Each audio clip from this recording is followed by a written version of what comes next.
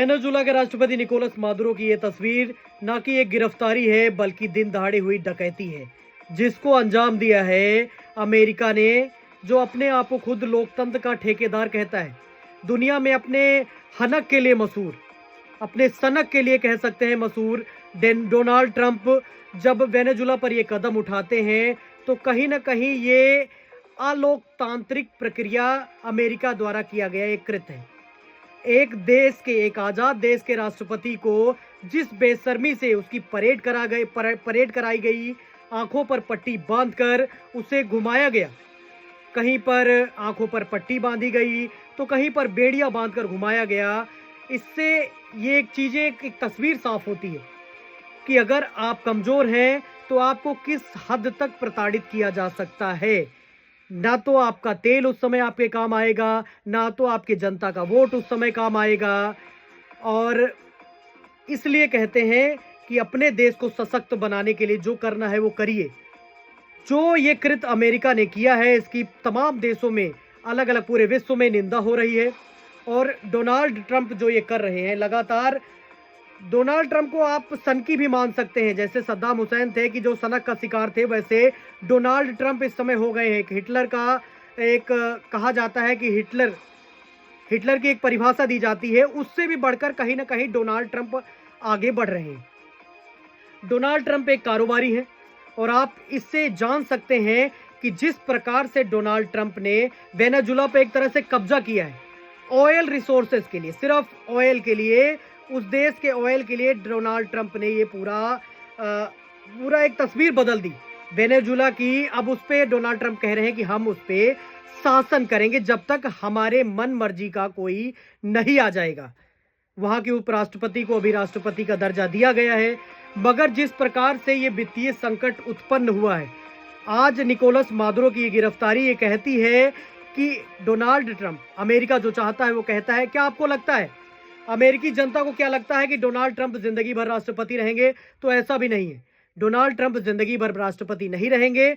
और जिस प्रकार से पूरी दुनिया का डोनाल्ड ट्रंप एक बोझ लेकर अपने ऊपर घूम रहे हैं और लगातार वो अपनी हरकतों से पूरी दुनिया का दुश्मन बनते जा रहे हैं, इससे कहीं ना कहीं अमेरिका को ही नुकसान होगा। जो उनकी बात नहीं मानेगा डोनाल्ड ट्रंप, उसके साथ क्या करेंगे, इसका नज़ारा आप वेनेजुला में देख रहे हैं।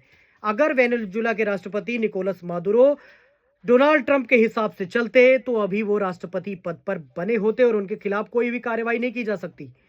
मगर अब डोनाल्ड ट्रंप अपनी सनक में लगातार, मैं सनक की बात इसलिए कह रहा हूं आपको, ये गंभीर बात है और बड़ी बात है। डोनाल्ड ट्रंप ने चीन पर भी बड़ा टैरिफ का ऐलान किया था, मगर कुछ ही क्षणों के बाद, कुछ ही दिनों के बाद, कुछ ही महीनों के बाद मैं कह सकता हूं कि ट्रंप खुद ही अपने घुटनों पर आ गए और डोनाल्ड ट्रंप ने चीन से टैरिफ कम कर दिया। उससे बातचीत पर भरोसा जताया कि हम आपसे बातचीत करते, क्योंकि चीन अमेरिका के बराबर ही पावरफुल है। कहीं ना कहीं इकोनॉमी में दूसरे नंबर पर चाइना आता है। तो कहीं ना कहीं डोनाल्ड ट्रंप उन्हीं देशों पर निशाना साध रहे हैं जो बहुत आसान है, बहुत छोटे देश हैं कह सकते हैं। और इस चक्कर में डोनाल्ड ट्रंप पूरी दुनिया में अपना दुश्मन खुद ही बनते जा रहे हैं और बनाते जा रहे हैं। डोनाल्ड ट्रंप ने एक ऐसा ही टैरिफ भारत पर लगाया कि नरेंद्र मोदी उनके सामने झुकेंगे, मगर नरेंद्र मोदी टस से मस नहीं हुए और टैरिफ का जवाब ऐसा दिया कि डोनाल्ड ट्रंप खुद ही कहते हैं कि प्रधानमंत्री नरेंद्र मोदी मेरे बहुत अच्छे दोस्त हैं, वो एक महान नेता हैं, मगर वो चाहते हैं कि रूस से भारत अलग हो जाए।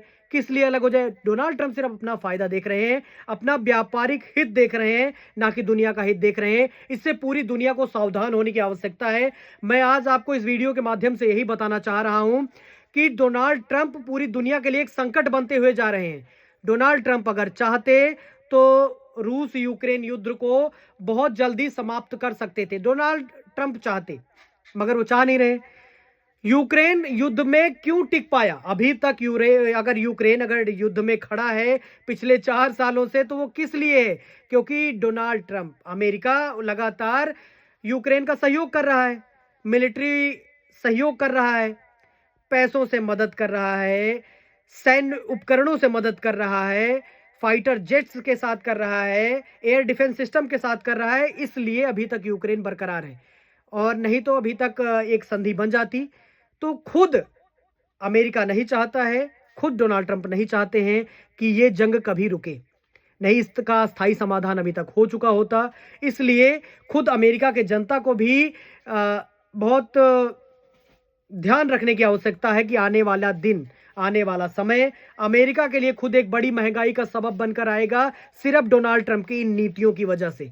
और इसका जो हर्जाना होगा वो पूरे अमेरिका को भुगतान करना पड़ेगा। ये मैं आज आपको ये बात कह रहा हूं, ये बात आगे आपके साथ होगी, ये आप देख लीजिएगा। इसलिए सतर्क रहें, किससे? डोनाल्ड ट्रंप से। धन्यवाद।